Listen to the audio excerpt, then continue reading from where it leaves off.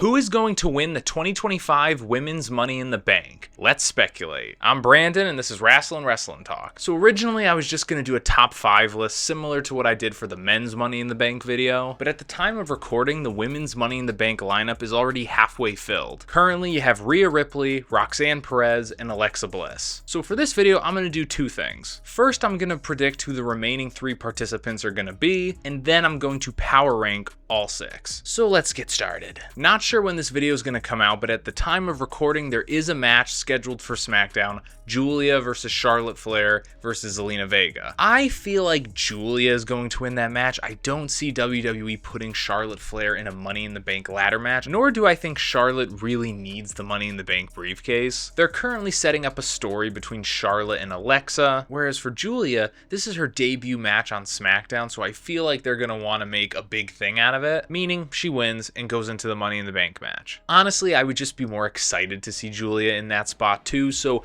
I predict that Julia is going to go into the ladder match. Now, WWE typically for these Money in the Bank matches does 3 people from Raw, 3 from SmackDown. So if you already have Alexa Bliss and I'm predicting Julia, that 3rd spot I think is going to come down to Naomi, Jade Cargill, or either B-Fab or Nia Jax. I think any combination of those 4 women are going to be a part of a triple threat on a SmackDown episode. I feel like it's probably going to be Jade versus Naomi versus B-Fab. In which case I think B-Fab is definitely taking the pin, and I think Naomi is going to be the one to pin her. Because similar to Charlotte Flair, I don't see WWE wanting Jade Cargill to be in the Money in the Bank ladder match. Naomi being in the match and being a potential winner of the briefcase just feels like a better fit. Now moving over to the final spot on Raw, I feel like you're going to get a triple threat between Nile, Lyra Valkyria, and probably like Raquel Rodriguez. And for as much as I would love Lyra to win, similar to how she screwed over Becky, I think Becky is going to screw over Lyra, preventing her from winning the qualifying match, which is why I think Nile is going to be the final entrant in the Women's Money in the Bank ladder match. Then Becky and Lyra can have their second match probably at Money in the Bank itself, and then your final lineup will be Rhea Ripley, Roxanne Perez, Alexa Bliss, Julia, Naomi, and Nile. Those I think are going to be your 6, but now it comes down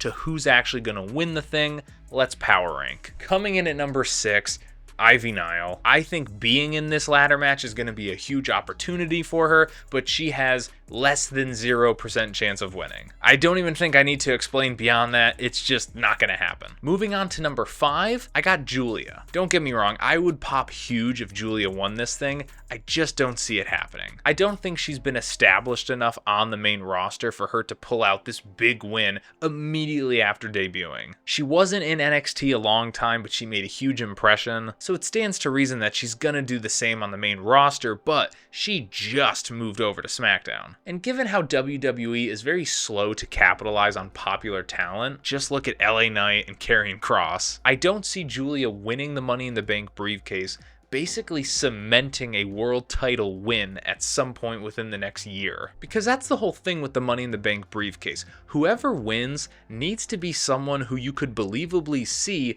winning a world title within the next year. When it comes to Julia, I don't see it because she's so new to the main roster. She's so new to SmackDown. Most of the general WWE fans who don't regularly watch NXT don't really know what she's all about. So if I'm looking into the future like WrestleMania 42, I think it's more likely that Julia is going to be competing for either the Women's US title or the Women's Tag titles. But when it comes to holding the Money in the Bank briefcase, I don't think this is her year. Moving on to number 4, I got Alexa Bliss. Again, just like Julia, I would love it if Alexa Bliss got this win. I would absolutely love it. But realistically, it's not going to happen because she only just signed with WWE right before the Royal Rumble. And if you know anything about how Triple H books, it seems to be very long-term oriented, meaning he probably knew who his Money in the Bank winner was going to be before the Royal Rumble. So I don't think Alexa Bliss is going to factor too much into the current storyline plans. Beyond that, she just hasn't been around much to warrant this win. I guess if WWE wants to just go for a complete shock victory, it would be shocking because it's coming out of nowhere. But after being kept off of TV since the Elimination Chamber, being left off of WrestleMania, I just don't see how Alexa Bliss winning Money in the Bank connects with that. Plus, not to mention, they're telling a story between her and Charlotte Flair. I feel like that story is going to exist outside of the title picture. Not to mention, eventually the Wyatt Six will come back, and I think Alexa Bliss is going to get tangled up with them. So as much as it pains me to say this, I don't see Alexa Bliss getting involved in any title picture anytime soon. I do think she's more likely to win than Julia though, simply because she's one of their most popular superstars and she hasn't been doing much, so I could see them giving her the Money in the Bank briefcase just to give her something to do. But again, it's unlikely. Moving on to number 3, I got Roxanne Perez. Now, before the most recent episode of Monday Night Raw, she would have been my number 2, maybe my number 1. But then I saw her gift Dominic Mysterio chicken nuggets, and she immediately dropped down the pecking order because I think Roxanne being involved with the Judgment Day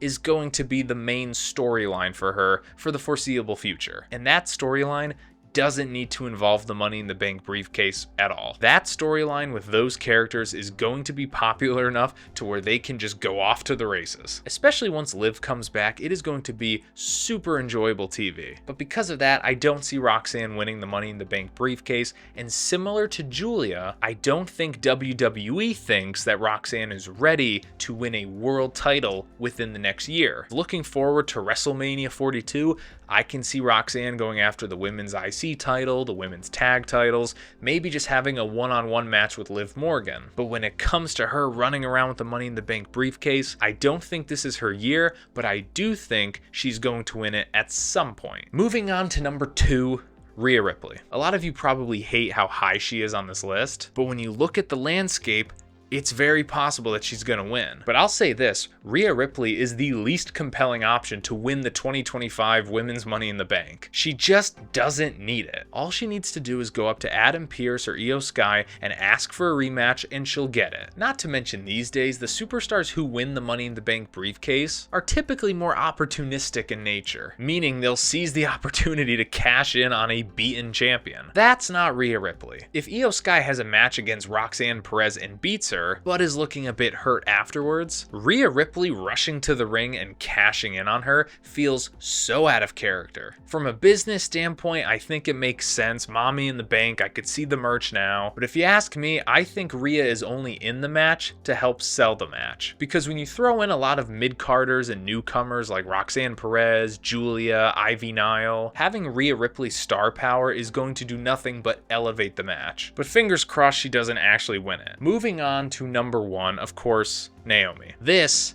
has to happen. It makes all the sense in the world. Going off all the points I just mentioned previously, I don't think WWE is going to give the Money in the Bank briefcase to Roxanne or Julia because they're not really established in the world title scene. Naomi definitely is. She is in the mix for the world title on SmackDown. I don't think WWE is going to give it to Rhea. I don't think WWE is going to give it to Rhea because her winning the briefcase goes completely against her character. Whereas Naomi winning the briefcase and cashing in on a beaten down Tiffany Stratton is completely within character. It makes nothing but sense. Not to mention, Naomi is one of, if not the most compelling and entertaining women's wrestler right now. Mark my words, similar to how 2024 was the year of Liv Morgan and 2023 was the year of Rhea Ripley, I think 2025 is going to be the year of Naomi. This heel turn is awesome. And honestly, just fantasy booking into the future, have Jade Cargill challenge Tiffany Stratton at, let's say, Evolution or SummerSlam. And then right before Jade's about to beat Tiffany, Naomi comes down,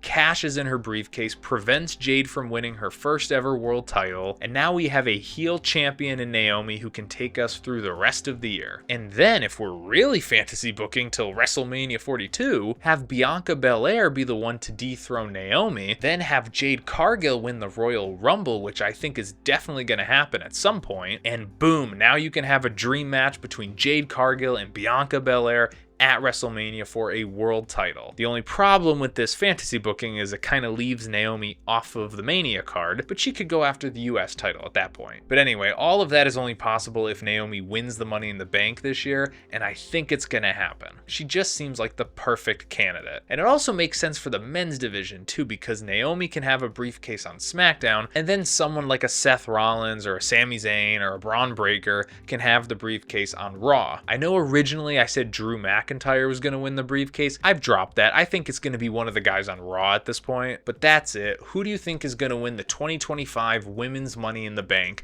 Comment below, let me know, and I'll see you next time. Bye bye.